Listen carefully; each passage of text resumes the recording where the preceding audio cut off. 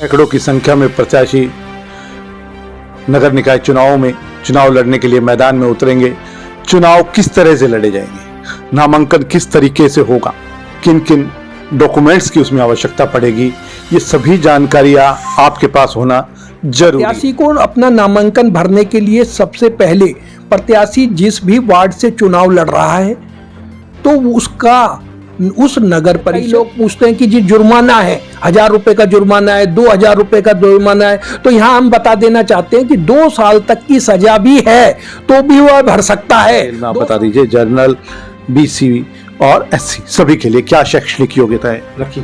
अभी तक जो इसमें दोनों नोटिफिकेशन है, कोई नया नोटिफिकेशन नहीं है। जो नगर निकाय का नोटिफिकेशन है उसमें सिंपल सा ये है कि 10वीं पास तो सामान्य जाति वर्ग श्रेणी से है। तो आरक्षित हो गए कई वार्ड, और जो लोग तैयारी कर रहे थे वो जनरल श्रेणी से हैं या बीसी श्रेणी से हैं, फिर बताते हैं कि बहू ले आते हैं कि मान लो एससी आरक्षित हो गया तो एससी कैटेगरी से कोई बहू आ गई तो क्या माना जाएगा, कौन सी जाति मानी जाएगी, क्या वो चुनाव लड़ने के लिए कैपेबल है उस आरक्षित वार्ड में? आरक्षित वार्ड में सीधा सा नियम है, यदि आपकी जाति पैदाइशी जाति देखी जाएगी, यहाँ ये नहीं कि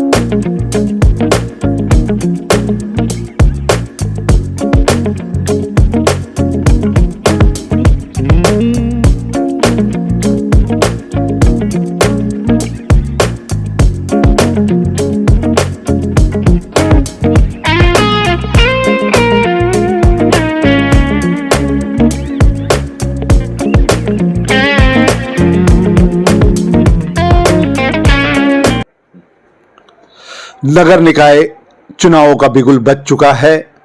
प्रत्याशी मैदान में उतरने के लिए तैयार हैं। सैकड़ों की संख्या में प्रत्याशी नगर निकाय चुनावों में चुनाव लड़ने के लिए मैदान में उतरेंगे। चुनाव किस तरह से लड़े जाएंगे, नामांकन किस तरीके से होगा, किन किन डॉक्यूमेंट्स की उसमें आवश्यकता पड़ेगी, ये सभी जानकारियां आपके पास होना जरूरी है। क्योंकि अगर नामांकन ही गलत हुआ तो चुनाव लड़ कैसे पाएंगे। ये सभी जानकारियां आपके पास सही और सटीक तरीके से पहुंचे, इसी को लेकर आज हमारे साथ हैं जिला बार एसोसिएशन के वरिष्ठ अधिवक्ता एडवोकेट अश्विनी तिवारी जी, जो कि विशेषज्ञ हैं चुनावी जो नामांकन है उसमें किस तरीके से क्या क्या पूरे डॉक्यूमेंट्स लगते हैं, क्या पूरी तैयारियां आपको करनी पड़ेगी, उन सब के बारे में स्वागत है अश्विनी जी आपका। क्या वकील साहब, क्या पूरी तैयारी करके रखे जो इच्छुक हैं चुनाव लड़ने के? नगर निकाय के चुनाव के लिए जिस प्रकार से आपको सभी को विदित है कि नगर परिषद, नगर पालिका और नगर निगम सभी के चुनाव कराए जाते हैं और सभी के लिए नामांकन पत्र लगभग एक जैसा ही होता है। उसमें 2 प्रकार के एफिडेविट्स दिए गए हैं। उस एफिडेविट्स में जो कॉलम भरे जाते हैं वह सभी प्रत्याशी के और प्रत्याशी के आश्रितों, जिसमें उसकी पत्नी और बच्चों से संबंधित कागजातों को पूरा करना पड़ता है। इसके लिए हमने, जैसे पहले भी हम बता चुके हैं और अब फिर हम आपके माध्यम से, दस्तक हरियाणा के माध्यम से बता देना चाहता हूं, प्रत्याशी को अपना नामांकन भरने के लिए सबसे पहले प्रत्याशी जिस भी वार्ड से चुनाव लड़ रहा है तो उस नगर परिषद, नगर पालिका या नगर निगम की मतदाता सूची में नाम होना चाहिए। सीरियल नंबर, जिसे वोटर संख्या कहते हैं, सीरियल नंबर, नाम और उसका जो वोट संख्या है वो दर्ज होती है, उसको वो लेकर के सबसे पहले भरेगा। अब एक यहाँ पर दुविधा रहती है कि किसी भी वार्ड से कोई भी प्रत्याशी लड़ सकता है। जी हाँ, यदि आप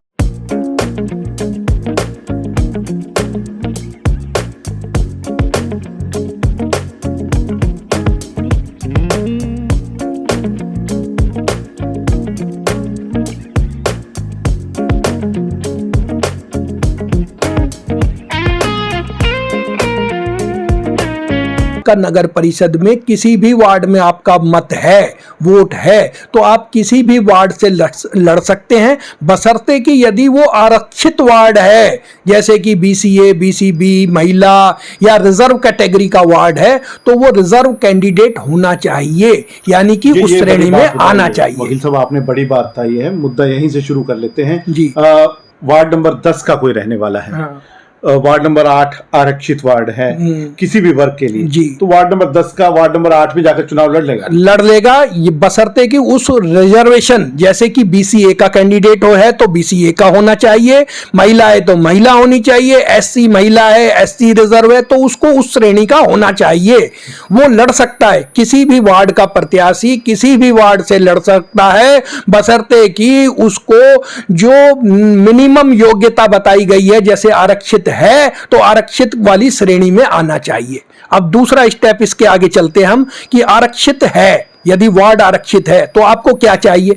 यदि आरक्षित है और आप जाति विशेष से संबंधित हैं, जैसे रिजर्व कैटेगरी का है, तो आपको सक्षम अधिकारी से एक सत्यापित सर्टिफिकेट जैसे एससी, बीसी, ओबीसी जाति का ये प्रमाण पत्र लेना होगा। वो प्रमाण पत्र लेटेस्ट होना चाहिए या ऑनलाइन किया हुआ है तो अपडेट होना चाहिए। तो सबसे पहले मतदाता संख्या, अपना आरक्षित है तो वार्ड का प्रूफ, जो आरक्षित श्रेणी है उसका सत्यापित सर्टिफिकेट, वो अक्सर हमारे हरियाणा में तहसीलदार या रजिस्ट्रार कार्यालय से मिलता है। इसके बाद हम आ जाते हैं, इसके बाद आप यदि पार्टी से लड़ रहे हैं, दल से, किसी दल से लड़ रहे हैं तो दल की टिकट होती है, उस टिकट का सर्टिफिकेट मिलता है, राजनीतिक दल देगा। यदि राजनीतिक दल से आप नहीं है, इंडिपेंडेंट है, निर्दलीय है, तो आप निर्दलीय चुनाव लड़ सकते हैं, अपना नामांकन भर सकते हैं।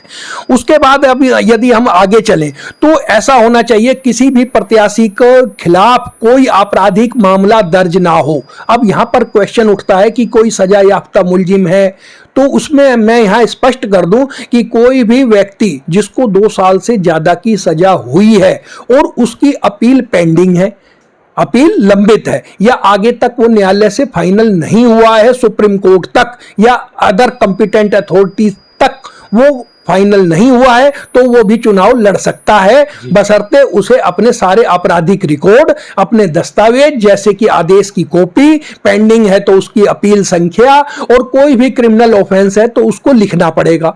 तीसरी बात इसमें एक महत्वपूर्ण बात है, कई लोग पूछते हैं कि जी जुर्माना है, 1000 रुपए का जुर्माना है, 2000 रुपए का जुर्माना है, तो यहां हम बता देना चाहते हैं कि 2 साल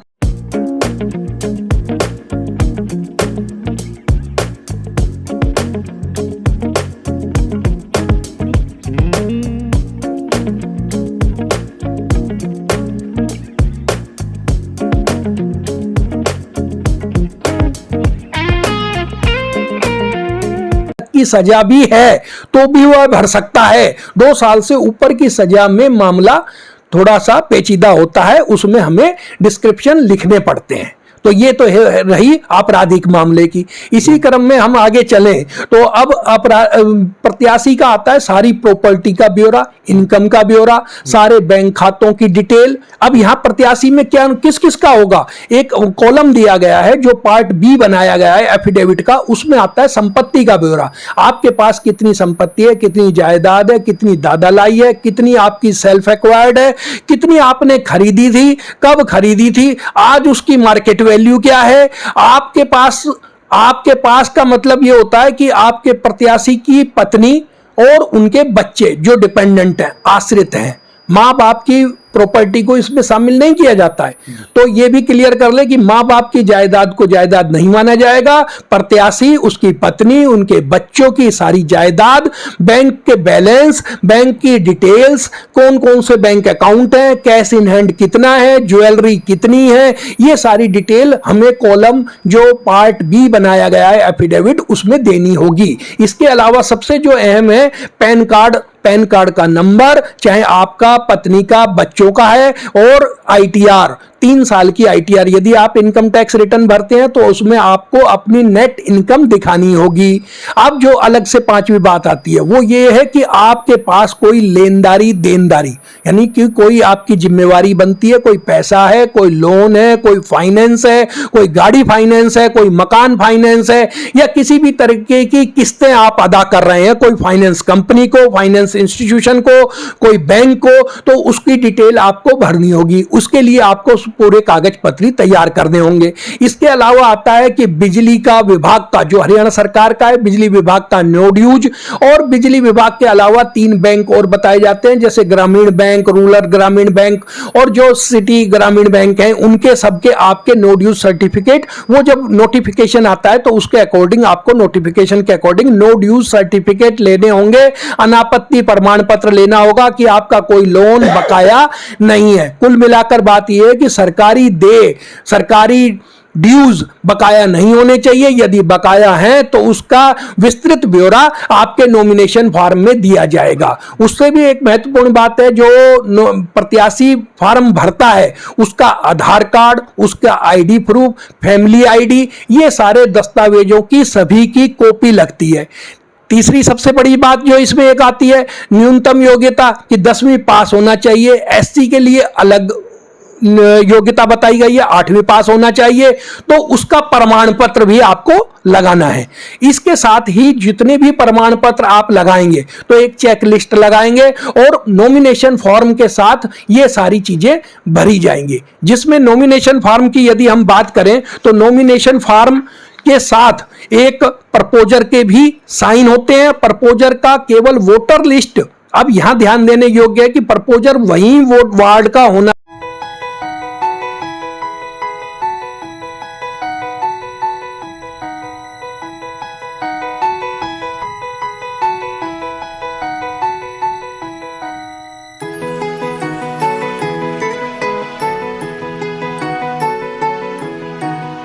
चाहिए जिस वार्ड से आप चुनाव लड़ रहे हैं। यानी कि एक आदमी आपको प्रपोज करेगा, उसका मतदाता सूची में उसी वार्ड में, जिस वार्ड से आप चुनाव लड़ना चाहते हैं, उसमें आपका प्रपोजर का नाम और मतदाता सूची मत क्रमांक होना चाहिए। इसके अलावा उम्र के संबंधित प्रमाण पत्र और जो अन्य जरूरी दस्तावेज जितने भी बताए गए हैं सभी की सत्यापित कॉपी, सेल्फ अटेस्टेड कॉपी लगेगी और 2 एफिडेविट इसमें भरे जाएंगे।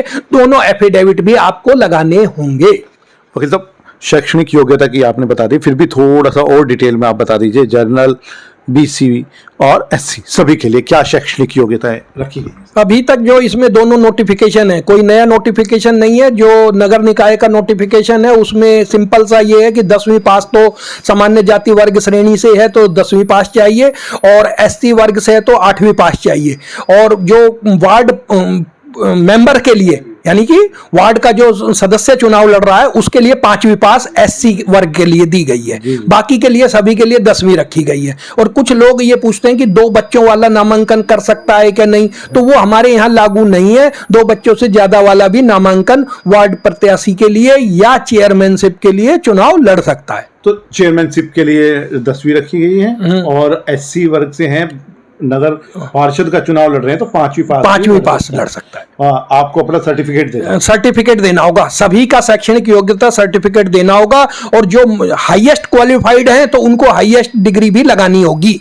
वकील साहब, एक बड़ा रोचक सा विषय आता है कि आरक्षित हो गए कई वार्ड, और जो लोग तैयारी कर रहे थे वो जनरल श्रेणी से हैं या बीसी श्रेणी से हैं, फिर बताते हैं कि बहू ले आते हैं। कि मान लो एससी आरक्षित हो गया तो एससी कैटेगरी से कोई बहू आ गई तो क्या माना जाएगा? कौन सी जाति मानी जाएगी? क्या वो चुनाव लड़ने के लिए कैपेबल है उस आरक्षित वार्ड में? आरक्षित वार्ड में सीधा सा नियम है, यदि आपकी जाति, पैदाइशी जाति देखी जाएगी। यहाँ ये नहीं कि आप शादी होकर आ गई तो जाति बदल गई, नहीं। जो उनकी मेन पैतृक जाति जो रही है उस जाति का प्रमाण पत्र, यदि शादी करके आ गई, आपका कहना है ब्याह करके आ गई, तो जिस भी जगह से आई है वहां का जाति प्रमाण पत्र ला करके लगाना होगा। जाति वही मानी जाएगी जो औरत वो शादी करके आई है।